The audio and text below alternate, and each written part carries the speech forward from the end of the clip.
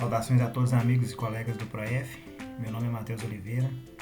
Eu curso o mestrado no campus de Rio Pomba e vim apresentar aqui o meu mapa conceitual, o meu trabalho final da disciplina A Problemática da Educação Física.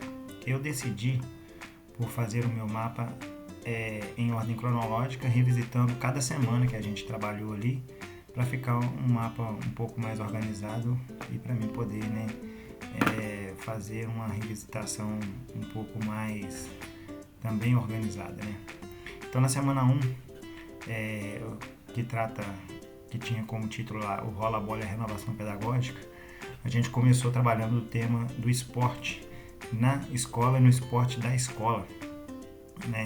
Ali a gente viu que o esporte da escola ele se tratava de uma prática vazia, se trata ainda, infelizmente, de uma prática vazia, uma prática desprovida de uma contextualização, de uma problematização, ao passo que o esporte ele tem que ser trabalhado na escola, ou seja, de uma forma conceitual também, sem abrir mão da prática, mas de uma forma que faça o aluno refletir sobre alguns temas que a gente considera importante. O capítulo ele se inicia ali fazendo uma contextualização histórica e ele traz ali o viés militarista que vigorou ali até o início dos anos 80, onde nós tínhamos uma educação física voltada para o rendimento, a competição e a técnica. Esse viés militarista e higienista ele visava ali a conceituação, a concepção de corpos saudáveis para visando ali pessoas aptas ao trabalho e para a competição, para o rendimento. Ou seja, era uma visão, além de ser higienista, era uma visão que dava uma certa funcionalidade desvirtuada para a educação física. A educação física se apropriou, obviamente, dessa conceituação. Isso gerou ao longo dos anos e que reflete até hoje no abandono, ou seja, o desinvestimento pedagógico, que é um outro tema que o capítulo trata. Aqui a gente vê que as aulas, elas são aulas sem significados, aulas voltadas para a técnica, que implica aqui uma herança militar, repetição de conteúdos, coisa que a gente trata ao longo de toda a disciplina, o famoso quadrado mágico, a gente trata bastante disso, e são coisas que devem ser combatidas ali no chão da escola. E como que a gente combate isso? Através do movimento renovador ali dos anos 80, começou a se questionar esse tipo de atuação, que era uma atuação desvirtuada, e ali a gente tenta romper com essa concepção tradicional, introduzindo o termo cultura corporal de movimento, foi concebido aqui pela primeira vez, aqui no início dos anos 80, e foi concebido algumas dimensões epistemológicas, que é a prática corporal, o corpo como objeto de estudo, a ciência como fazendo parte da disciplina, a educação e a política também, tudo convergindo num objetivo maior, que é o aluno como protagonista, que é o objetivo que a gente sempre tem que buscar, almejar. E aí no finalzinho do capítulo ali, a gente debate o não mais e o não mais ainda, que é o que a disciplina ela não deve ser, o que não cabe mais ser objeto de estudo da educação física, o que não cabe mais ser tematizado por nós, e o que ainda nós não conseguimos, mas que a gente deve buscar a todo tempo. Algumas dificuldades citadas ali foram a invisibilidade da disciplina, já que a gente, muitas vezes, ainda não é visto como uma estrutura curricular. O caráter funcional da disciplina, muito observado por nós na prática ali, principalmente quando a educação física ela é utilizada para controlar os alunos, para cobrir falta de outros professores. Isso reflete também a hierarquia dos saberes, ou seja, as outras disciplinas que têm um caráter mais teórico, elas têm uma concepção de um pouco mais de importância na escola. A educação física ela é deixada um pouco de lado. Então, na primeira semana, a gente passou por esses tópicos. Seguindo então na segunda semana, nós estudamos o ensinar a fazer e o ensinar sobre, né? A gente viu esse duplo caráter sobre essas dimensões, aonde de um lado, né, a gente estudou sobre o saber fazer, que era um saber corporal, né, sobre a prática que ela se encerra em si mesma, desprovida, né, de um objetivo maior, uma contextualização, um debate, é, que começou a ser contestado ali dos anos 80 em diante, como a gente viu na semana anterior, né, através da contestação da restrição de poucas modalidades do quadrado mágico e da figura do professor treinador. Por outro lado, né, o sobrefazer, que seria uma reflexão sobre por que é importante a realização daquele esporte, daquele movimento corporal, daquele gesto, né, que seria um saber reflexivo, né, muito defendido pelo coletivo de autores, que proporam ali, né, diversas mudanças, uma disruptura com esse caráter tradicional, né, para elevar a educação física a uma condição de disciplina. A gente viu ali que diversos autores, como Barros e Darido, ali em 2009, eles fizeram uma propositura de uma tripartição, né, desses saberes em compreensão da prática corporal, uma dimensão conceitual e uma diversificação que seria o procedimental, né? E dentro aqui do sobre fazer, por que é importante essa reflexão, ela foi ali, né, orientada já por alguns documentos importantes ali, a LDB de 96, os PCNs de 98. Então, impulsionou diversas mudanças da nossa área, né, questionou o paradigma da educação física esportiva e tradicionalista, a fim de elevar a condição de disciplina, né, dar uma importância para a nossa disciplina, que não era até então reconhecida, quebrar com essas tradições e inspirar esses documentos, né, para que a gente continue avançando, né, rumo a uma disciplina, né, que seja mais inclusiva. Então nós chegamos aqui na semana 3, onde nós debatemos os aspectos legais da educação física. Revisitando ali a semana anterior, quando nós vimos ali, né, os questionamentos do sobre o fazer, sobre a flexão da prática corporal, nós já introduzimos aqui, né, um link com a LDB e os PCNs, que já foram documentos que visaram a organização curricular. Eles introduziram aqui, né, alguns termos que são utilizados por nós e são eixos norteadores até hoje na educação física, que é a experimentação, uso, apropriação, fruição, reflexão sobre ação, a construção de valores, análise e compreensão e o protagonismo comunitário. Então, para chegar até aqui, primeiro nós passamos ali pela LDB de 61, que tornou a educação física obrigatória para aqueles alunos que tinham até 18 anos de idade. Então, era obrigatório para quem cursava o pré e o primário e o ginásio.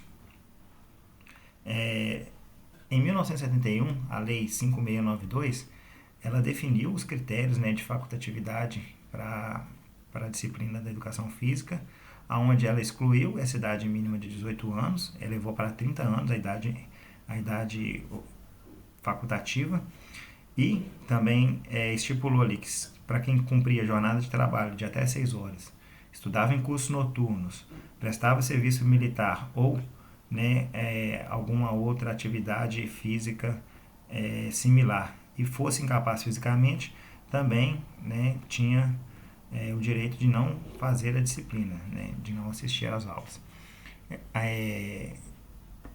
Um pouco tempo depois, lá em 1971, com a Lei 69450, a gente viu que a educação física ela visava promover, né, de acordo com a lei, forças físicas, morais, cívicas, psíquicas e sociais. Isso aqui também é um reflexo, né, da influência militarista. Poderia até ter um link aqui com a primeira semana, né, onde os objetivos aqui eles eram higienistas e funcionalistas, né? A educação física com um objetivo funcional. Em 1977, a Lei 6503, ela tornou facultativa a educação física para quem era pós-graduando e para as mulheres, né, que tinham filhos. Já em 96, né, evoluindo um pouco, ali com a LDB, né, também já, agora é mais recente, a gente viu que a educação física ela deixa de ser uma atividade, ela é tratada como componente curricular, o que é um grande avanço, né, e incluir o termo obrigatório, mas ainda continuava sendo facultativo nos cursos noturnos. Então a gente passou por todo esse processo até chegar nos moldes como a gente tem hoje sobre esses critérios de facultatividade, através da Lei 10.793 de 2003, que fala que a educação física ela ainda é facultativa para quem cumpre jornada de trabalho de 6 horas, para quem tem mais de 30 anos, presta serviço militar e para mulheres que também têm filhos.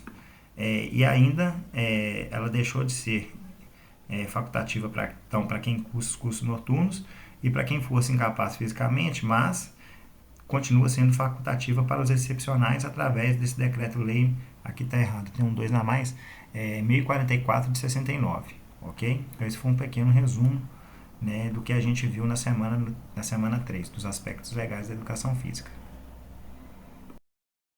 Então na quarta semana, nós estudamos o afastamento e a indisciplina na educação física. Aqui também o capítulo inicia com a divisão em dois vieses, né? O viés da dispensa, onde os alunos eles não fazem educação física por serem dispensados, né, por alguns motivos que nós veremos a seguir, e outro onde há o não envolvimento, né, que parte do próprio aluno. Como motivos principais, nós vimos ali que as leis elas corroboram, né, para esse não envolvimento e para esse afastamento dos alunos, né, como a gente tinha visto na semana anterior. As aulas no contraturno também é uma fonte, né, de afastamento, repetição de conteúdos, monotonia, aulas, né, que se repetem principalmente em cima daquilo que a gente chama de quadrado mágico, como a gente já viu, e situações de sucesso e exclusão. Coloquei aqui até alguns exemplos clássicos, né, que todo mundo aqui já deve ter deparado, que são situações de aulas organizadas no sistema de quem vence fica, né, escolha de time pelos mais habilidosos, exposição das falhas, são todas situações que a gente deve evitar, que foram bastante debatidas nos capítulos e que contribuem, né, para esse afastamento dos alunos e para situações, né, de indisciplina. Dentro das indisciplinas, a gente viu, né, os motivos principais: o excesso de regras, né, um volume, né, de informações excessivos, né, e de limitações, o falar o não exageradamente, né, a falta de contextualização dessas normas, que às vezes elas são impostas e não são debatidas, né, e falta de debate também nesse sentido das normas. Então, a gente viu que as normas elas devem existir. A educação física, muitas vezes, ela tem um sentido de funcional, né, ela é utilizada, né, para controle dos alunos. Então é muito comum a gente ver ali, né, os alunos sendo penalizados nas aulas de educação física por coisas que acontecem fora das aulas. Então tem que haver esse debate, essa construção de regras em conjunto com as turmas, para que, né, não haja um excesso de regras e regras, né, que não tenham sentido, que não sejam entendidas por eles. E como combater? Foi muito citada ali a aprendizagem cooperativa. Aqui nós fomos apresentados ao futebol carreiro, que é uma forma de intervenção muito bacana que, né, me chamou muita atenção. Deve haver enfrentamentos através de experiências positivas e responsabilidades pessoal e social. O capítulo ele se encerra, né, de uma forma bem abrangente, falando que são situações que não comportam soluções simples, ou seja, sempre vai haver, né, soluções, mas essas soluções ela tem que ser fruto de um construto coletivo. Na semana 5, nós estudamos as inquietações do tratamento do esporte na educação física escolar, iniciando ali o debate do modelo esportivista, que visa ali a detecção de talentos, gera uma exclusão, a valorização de poucas modalidades e o professor treinador, a figura do professor treinador. Então, Isso foi tudo questionado, né, nossos debates. E o panorama atual que a gente viu é uma educação física que visa o rola-bola, situações de aula livre, professor como um mero administrador de material. E dentro ali, né, das consequências do porquê ensinar o esporte na educação física, o capítulo ele cita primeiro a importância do esporte, né? Então não existe a possibilidade da gente desvincular a nossa disciplina, né, dos conteúdos esportivistas. O que a gente questiona é como esse esporte ele deve ser ensinado na escola, né? Não é se negar o gesto técnico, é sim contextualizar, refletir e tratar ele pedagogicamente. Então, dando sequência ali na semana 6, nós discutimos a educação escolar e as questões de gênero, né? Também foi uma semana bastante intensa. Trabalhar em grupo é sempre desafiador, né? E por a gente ter trabalhado também diretamente com os alunos, então foi uma semana bastante interessante. Aqui, como tema gerador, nós vimos as aulas mistas e a equidade de gênero. Dentro das aulas mistas, né, a gente revisitou ali todos os direitos, né, que garantem com que os alunos trabalhem, né, de forma igualitária. O que me chamou muita atenção é o caso citado por Altman em 2009, dos protestos ali dos professores da rede municipal de BH, lá em 1990, quando se viram obrigados a trabalhar com meninos e meninas dentro da aula de educação física. Então isso reflete um pouco ainda a mentalidade um pouco arcaica, né, da educação física na época, né, um pouco de dificuldade de se desvincular daqueles conceitos atrasados. Dentro da equidade de gênero, como tema gerador ali, a orientação sexual, a gente viu que, né, tudo se torna fruto de uma construção social. O caso dos bebês também chamou bastante atenção, né, que reflete um pouco do nosso sexismo, né, da nossa mentalidade um pouco fechada ainda nessa temática. E aí, como combater, né, e melhorar a nossa atuação, eu quis trazer aqui a visão do Garner de 2009, que cita ali que a gente deve criar um bom ambiente dentro das nossas aulas, incentivar as aulas mistas, vivenciar o desconforto, né, fazer com que os alunos eles vivenciem aquelas situações para gerar um pouco de empatia, ficar atentos às situações de exclusão para que isso não ocorra nas nossas aulas, reforçar comportamentos positivos e não fazer vistas grossas, né? A gente está sempre combatendo ativamente casos, né, de exclusão, de sexismo nas nossas aulas. Por fim, então, na semana 7, né, nós vimos o tema da dialogicidade, um texto do professor Paulo Freire, né, onde a gente começa estudando a essência do diálogo, né, como o pilar fundamental da educação, né, e o diálogo ele se divide como um fenômeno humano de uma exigência existencial.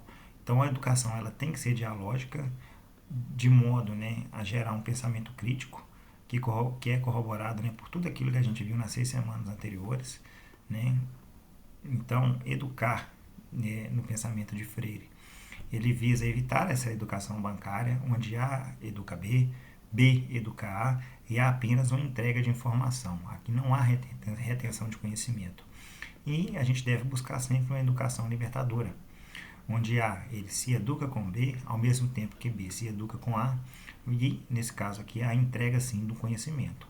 A educação libertadora, né, ela é provida de temas geradores, né? Esses temas geradores eles se fazem em cima das situações limites e buscando sempre os inéditos viáveis, que são conceitos que a gente debateu lá, a fim, né, de fazer da nossa disciplina uma disciplina mais democrática, mais justa e mais igualitária, ok? Então eu deixo aqui, né, o meu mapinha com bastante informação. Agradeço aí a todos os amigos que colaboraram comigo.